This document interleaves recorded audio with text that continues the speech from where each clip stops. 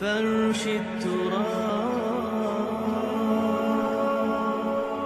يضمني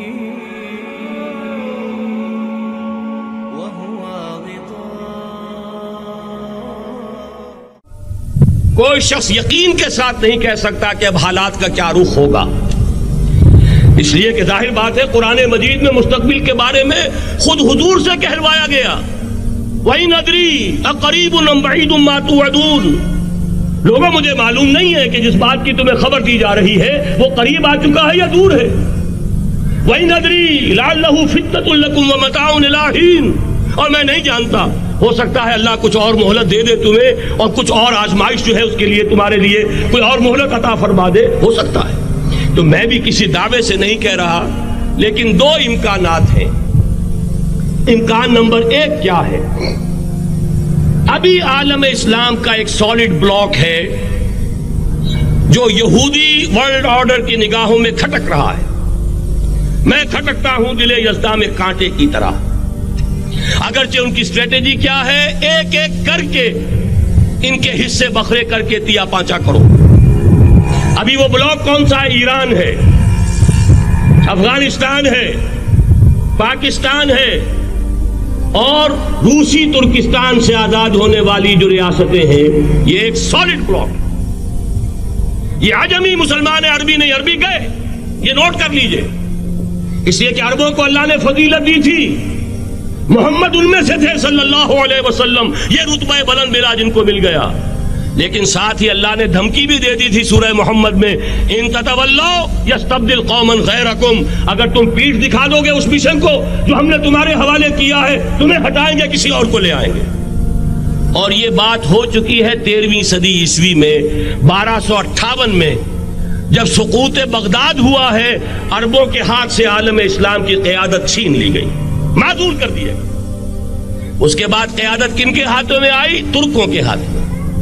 Terken تیموری ہندوستان میں، Terken صفوی Iran میں، Terken Seljuqi middle asset میں، اور ترکان عثمانی کا تو کہنا ہی کیا ہے.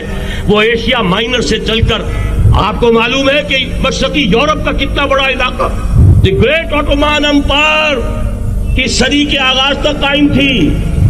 اس صدی میں عجیب عجیب معجزے ہوئے ہیں. گریٹ آٹومان امپائر جو 3 بر اعظموں پر محیط، نام و نشان ختم. The great U S S R, نام و نشان ختم. اب تو روس صاحب ایک ملک کی حیثیت سے رہ گئے.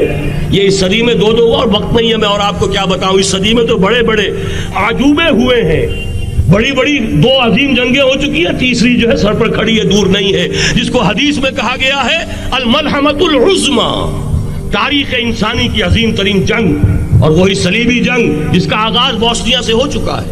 بہرحال اس وقت جو میں کہہ رہا تھا، ورنہ میرے پاس تو یعنی یہ کہ درد دل کہنے کے لیے وقت نہیں ہے، مجھے اپنی بات کو محدود کرنا پڑ رہا ہے.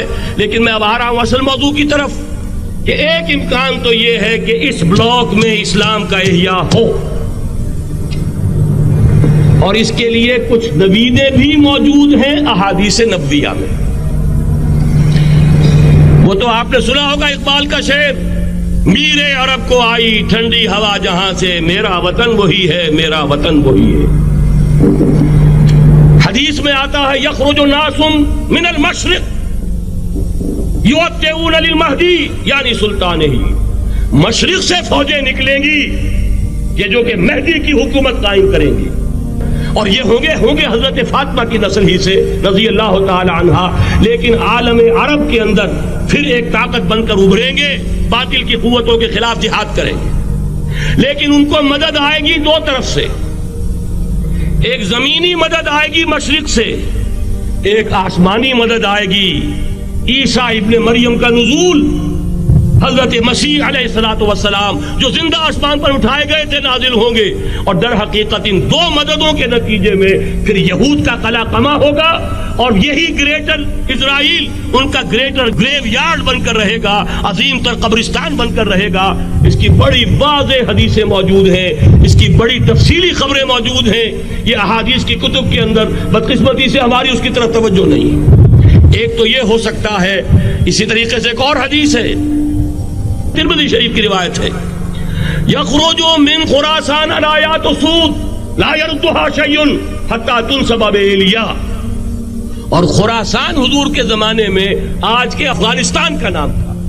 جتنا خون یہاں پر خلوص کے ساتھ دیا گیا ہے اس کی مقدار بھی کم نہیں ہے، یہاں سے خیر برآمد ہوگا۔ اور دوسری بات اپنے بارے میں نوٹ کر لیجئے، یہ پاکستان، بچا کھچا Pakistan, what remains of Pakistan, یہ اصل میں ہے کیا؟ مولانا بہت خوبصورت انداز میں فرما رہے تھے، یہ 313 نہیں تھے، اسلام تھا۔ اسی طرح نوٹ کیجئے، پاکستان نہیں ہے، 4 صدیوں کی تجدیدی مساعی کا حاصل ہے۔ آپ نے کبھی نوٹ کیا ختم نبوت کے بعد اب سب سے اونچا منصب کس کا ہے؟ مجددین۔ سنن ابی داؤد کی روایت، ان اللہ یبعث فی هذه الامہ علی راس کل 100 عام من یجدد لها دینها۔ اور نوٹ کیجئے، کوئی بات ہے 1000 برس تک سارے مجدد عالم عرب میں پیدا ہوئے، جیسے ہی دوسرا 1000 سال شروع ہوا، الف ثانی کا مجدد اعظم شیخ احمد سرہندی کہاں تھا؟ صنم خانہ ہند میں حاضر ہوا۔ میں شیخ مجدد کی لحد پر، وہ خاک کے ہے زیر فلک مطلع انوار، گردن نہ جھکی جس کی جہانگیر کے آگے، جس کے نفس کرم سے ہے گرمی احرار۔ وہ پھر 12ویں صدی کا مجدد اعظم امام الہند شاہ ولی اللہ دہلوی، 13ویں صدی کا مجدد اعظم سید احمد بریلوی، اس کے خون کا امین اور اس کے ساتھ کے شہداء کے خون کا امین، ان کے جسموں کا امین آپ کا خطہ ہزارہ، آپ کا خطہ سوات، اس میں ان کی جانیں ہیں جو دی گئی ہیں۔ اور وہ نہایت میں آپ سے عرض کر دوں، دور صحابہ کے بعد اتنا خالص اسلامی جہاد پوری مسلمان تاریخ میں نہیں ملے گا جتنا وہ تحریک شہیدین کا۔ 14ویں صدی ہجری میں شیخ الہند جیسا مجاہد اعظم کہ انگریز نے گرفتار کر کے قید بھی کیا ہے، تو کہاں؟ ہندوستان میں نہیں، کہاں؟ جزیرہ مالٹا بحر روم میں۔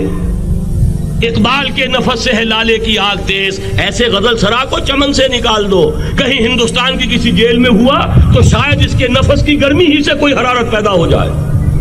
اور اسی صدی میں 14ویں صدی ہجری میں اقبال جیسا مفکر، اسی 14ویں صدی ہجری میں مودودی جیسا مصنف، اسی 14ویں صدی ہجری میں مولانا الیاس جیسا مبلغ رحمہم اللہ، عظیم شخصیتیں آج پورے عالم اسلام میں آپ کو تبلیغی دوست ملیں گے۔